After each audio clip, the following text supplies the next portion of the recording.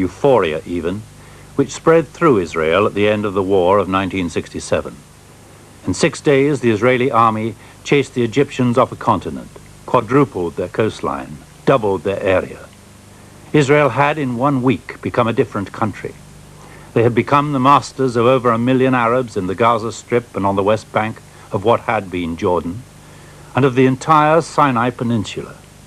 Suddenly they were keepers of a big country, a harsh, challenging land, which no one before them had ever summoned the resources or the energy to try to tame.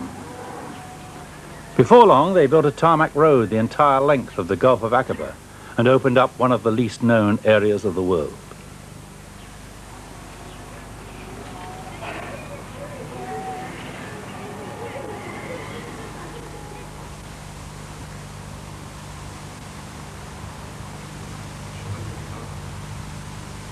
But there were some Israelis who did not measure Sinai in terms of national pride and glory, but who loved it for its own wild nature.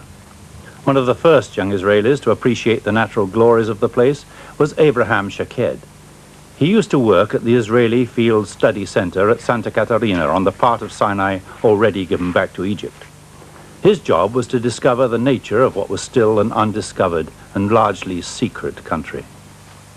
Well, all of us know Alice in Wonderland, right? And there is a scene there in which Alice drops right into the hole and finds a little key on the table. And she opens a very, very small door and peeps through it and sees a beautiful garden. And she's just too big to get in.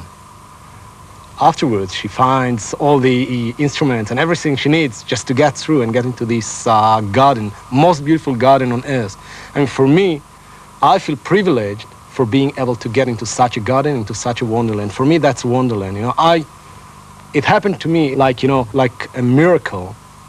And I realized it happened, well, let's say by a political accident, by a terrible war. But it happened to me that I was able to get into wonderland, and that's right where I am now,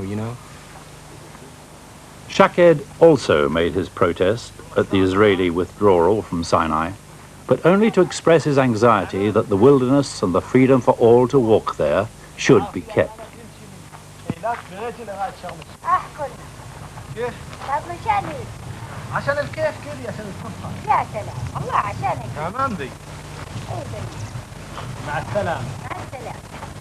He walked for 23 days, quietly, to the sound of his own footsteps.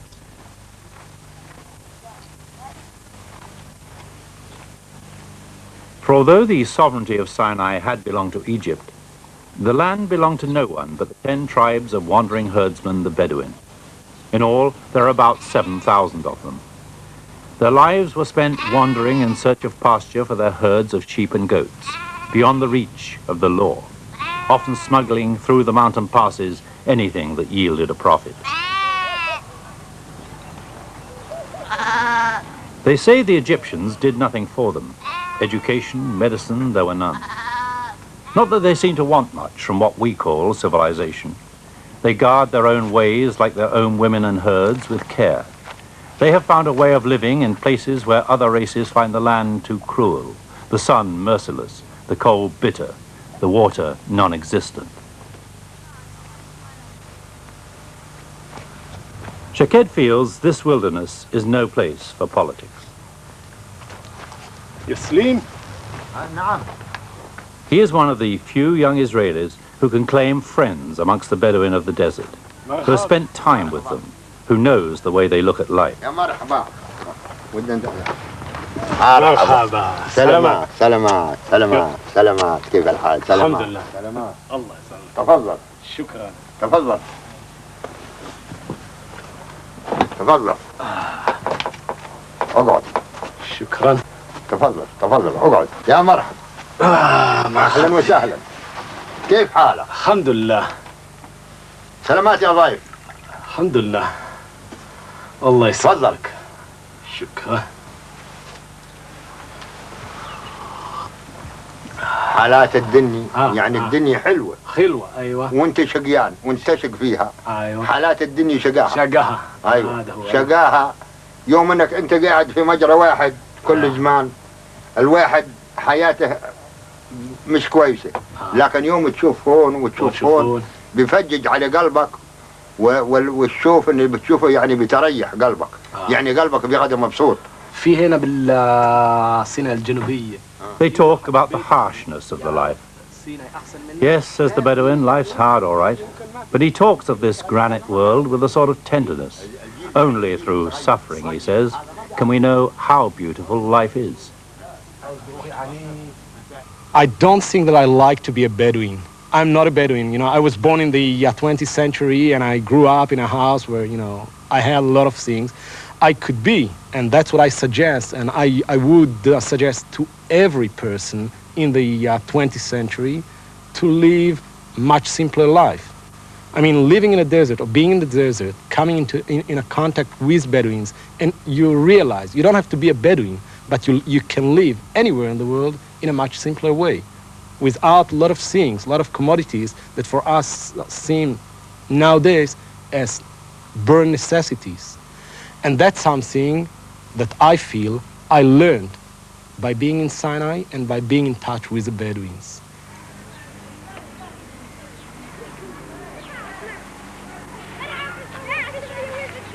Few Westerners have much appetite for this inhospitable and unrewarding place. Turks, British, Egyptian, Israelis, their armies have moved across this land, but the Bedouin have stayed in place. During the 15 years of Israeli occupation, beside the roads built by the Army and Air Force, you do see trucks in the villages. And the Israelis did develop a medical service for the Bedouin, with a clinic at Sharm el-Sheikh. The severe cases could be treated in hospital in Eilat, if the Bedouin could be persuaded to go.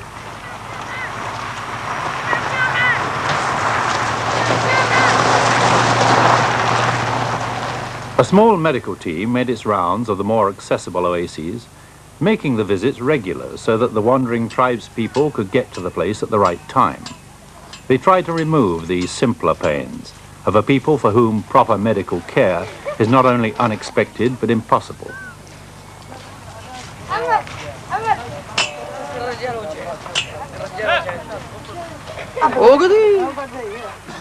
One man who is going to miss the place not only for the sun and the sea, but for its people, is Dr. Amnon Zveli, who has worked amongst the tribespeople for 6 years.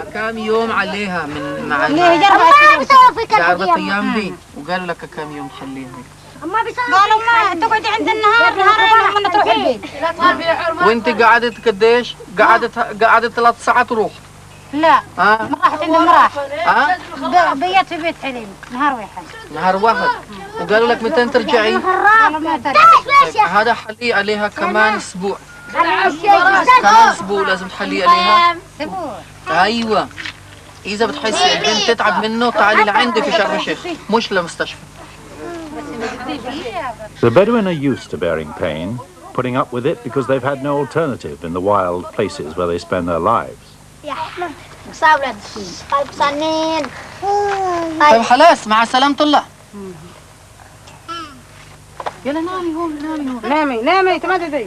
The Bedouin do have tribal doctors, and they can deal with the ordinary routine sicknesses or small accidents of the desert. But they have no drugs, no equipment, and they rely on instinct, herbs, and some primitive psychology. وين الوجه؟ وين الووي؟ الآن وين؟ ها؟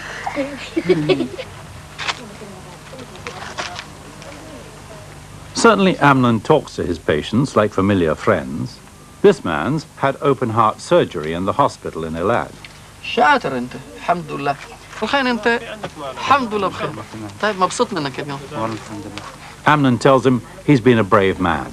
If he keeps on taking the medicine, he'll be as strong as he ever was. لحد ما الحكيم بيقول لك انت مش لازم بس هذا زمان بيطول سنة سنتين 3. His friends hope that now he can take a wife. Will he be strong enough for that?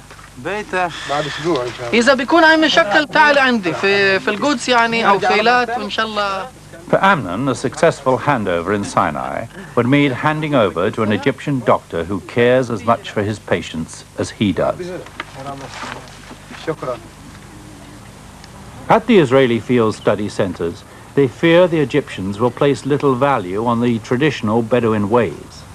and the accessible and saleable oases will be overdeveloped and destroyed.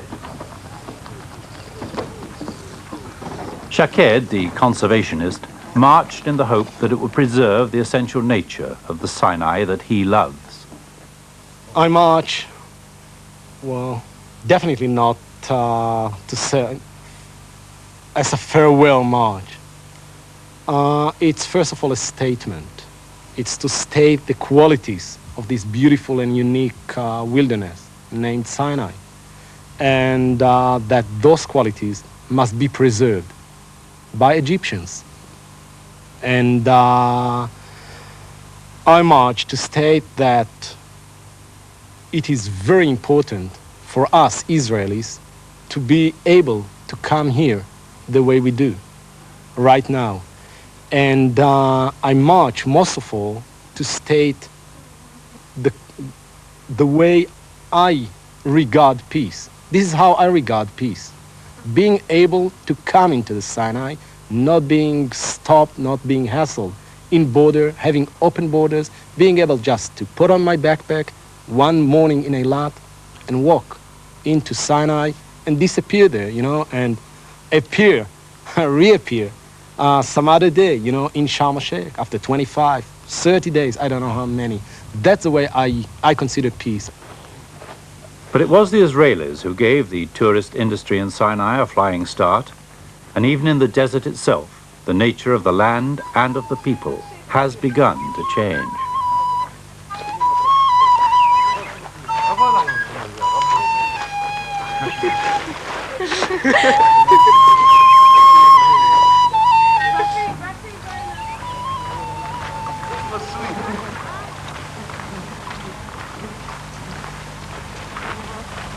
The Bedouin are deep in the holiday business.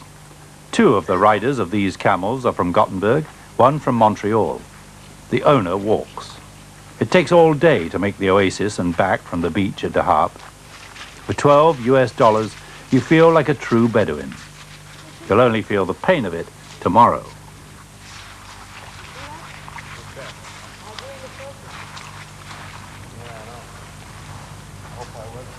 For less agile, older and wealthier adventurers who still have the urge to feel the sting of the desert air, like the members of this Austrian cavalcade, there are open-sided desert cars which make 4-day tours into the wilderness at around $360 US a seat.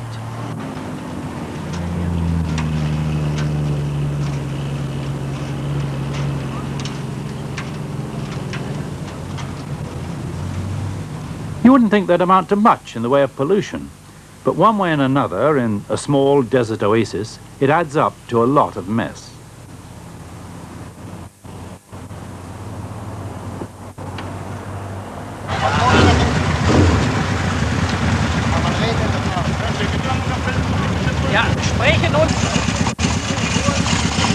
In the last days of Sinai, tourists of every kind were heading down the warm Aqaba coast.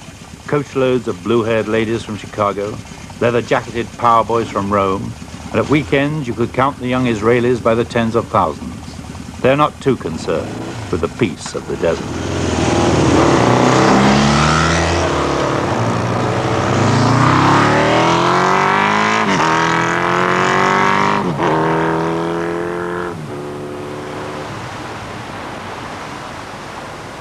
And the Gulf water is warm enough to swim in all the year round.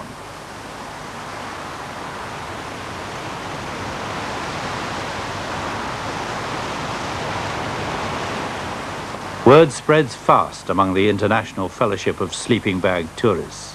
They quickly learn the most desirable sites for lying in the sun, for shedding your clothes, and with them the cares of the world. Many of the bathers on the beach come from countries where the social security payments are high enough to keep an unemployed body comfortable the winter through. The Bedouin get nothing but what they can pick up from the new society. And they will come up with all the necessities of life, from Arab bread to a plywood kennel you can hire for $1 or $2 a night when the wind gets too fresh on the dunes. And perhaps a little hashish to make it a really good trip.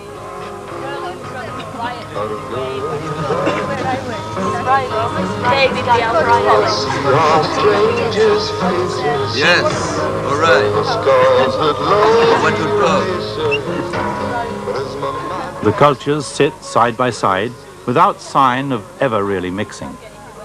There is reference to culture shock, to the white girls being considered prostitutes. But even on the beach, the Bedouin can apparently keep his peace.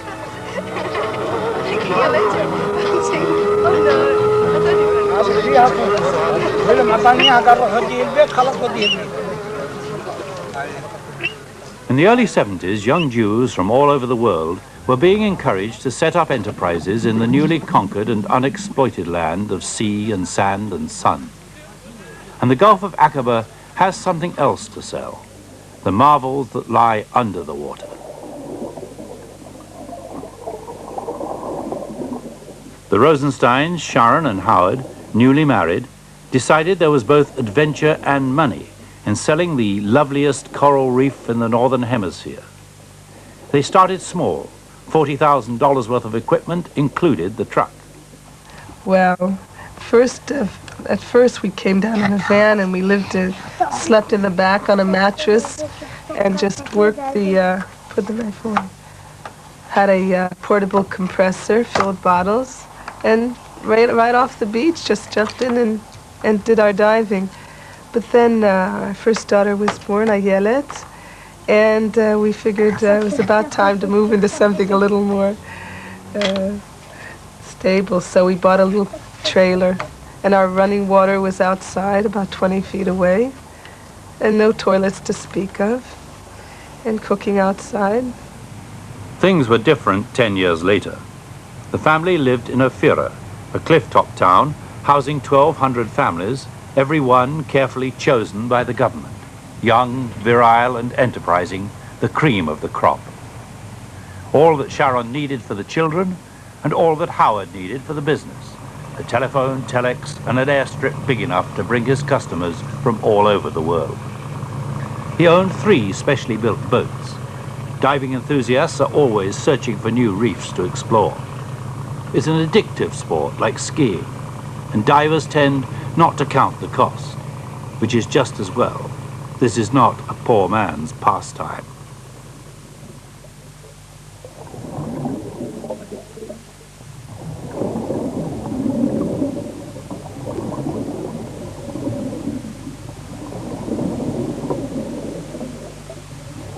He could put 100 divers underwater at once, and once did for a medical convention. It meant a lot of sophisticated, carefully maintained equipment, compressors, oxygen cylinders, masks, suits, lighting gear. When the Egyptians took over the business in April 1982, they paid him $500,000 for the boats and gear alone, and another $500,000 for the goodwill.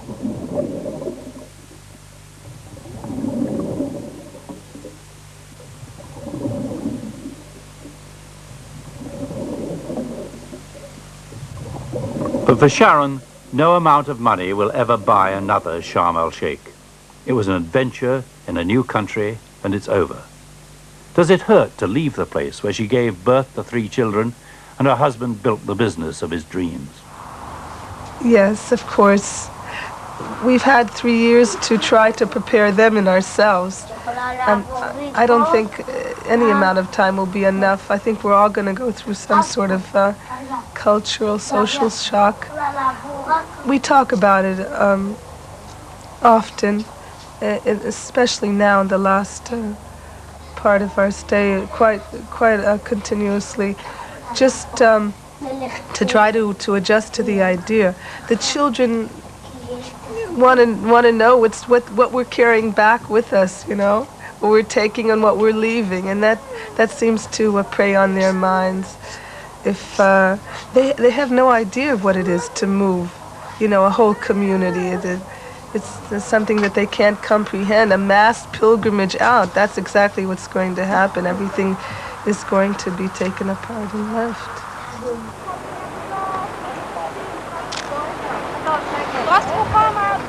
In the last weeks of the Israeli occupation, parties of Jews from all over the country came to look their last on the furthest point of the empire, which lasted for 15 years and was given up for a promise of peace. Unionists, kibbutzim, pensioners, company outings, load after load of them. They heard lectures on the geography and history of the area. They could see its military significance for themselves. This point commands the entrance to the only Israeli harbour with an outlet to the Red Sea and the Eastern Oceans. Not an easy place to give back after taking it by force of arms twice in 22 years. But everyone said a real peace with Egypt would make it worthwhile. In the south, the only argument has been about the exact borderline. It either contains a half-finished holiday hotel or it doesn't, according to where you draw the line.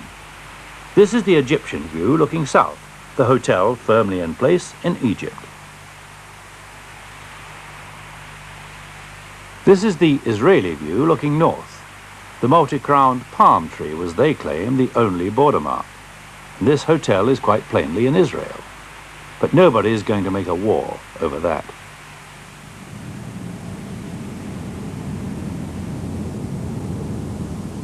So now Israel's only outlet to the Red Sea will once more be a couple of kilometers of coastline jammed into the northern corner of the Gulf of Aqaba, Eilat.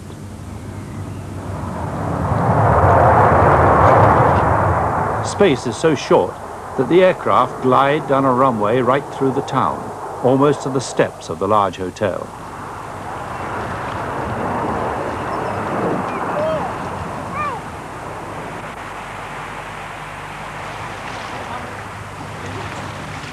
The Israelis are certainly making the most of it, packing into this tiny beach a range of sea and sand pleasure-taking which tries to encompass every style from the French Riviera to the Costa Brava.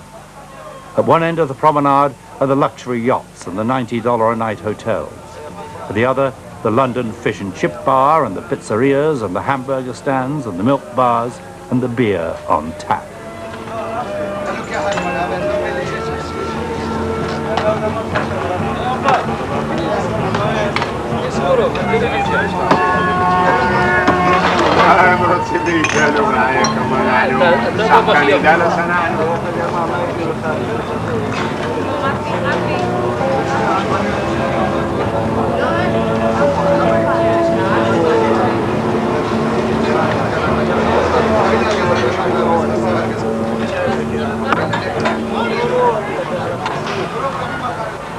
Anticipating a boom, with tourists that will be staying rather than using the resort as a staging post for more idyllic beaches further south, pillars of concrete are rising everywhere.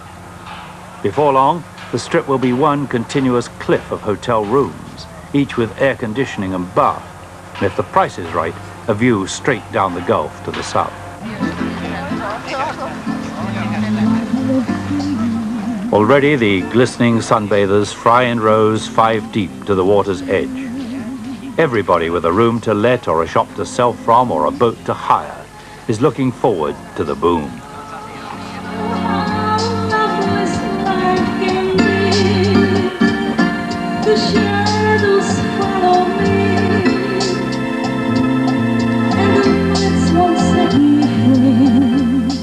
This is one place where it will clearly pay the Egyptians to get into the hotel business fast and make the border crossing easy.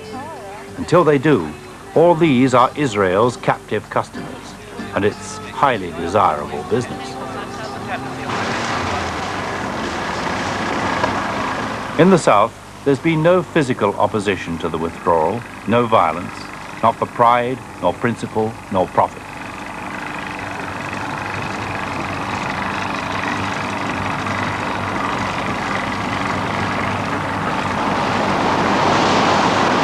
In the north, along the Mediterranean coast, is a different story. In a country of a different nature, by the Mediterranean, the land is fertile and flat, and the people are of a different kind entirely. Without question, it is Arab by possession.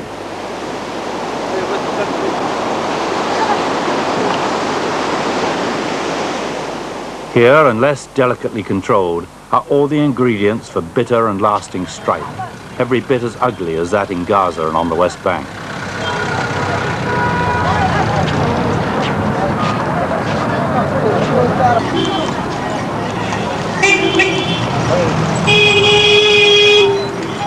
As His main town is Rafa, a teeming marketplace of 85,000 people. It exploded to 4 times its original size after the Israeli War of Independence of 1948, with Palestinians fleeing from Israel. 30,000 more refugees from Gaza were moved here by Canadian UN forces after the Six-Day War and live in a squalid concrete camp known as Camp Canada. But this is their capital too. Here they trade their animals, their grain, their vegetables, their eggs. Here they worship and meet their friends and make marriages for their daughters. They move through their Arab lives in the style that has grown through centuries of life on this segment of the Eastern Mediterranean. The Arabs certainly have cause for distress at the new borders. They will cut the town, cleaning too, cutting off the pasture and farmland from the marketplace.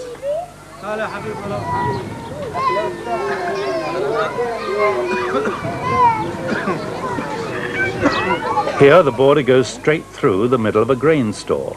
The owner sits tight as if the Israelis will have to bisect him too. He is not satisfied with these borders.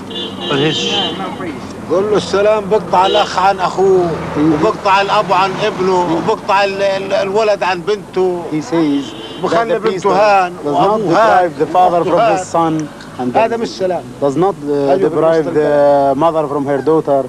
The peace does not deprive the farmer from his farm. The peace does not deprive the family from its members. He says so. Where is he going to live? And where is his family going to live? His home is inside the Egyptian side.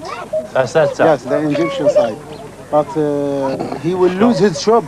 According to these borders, he will lose his job.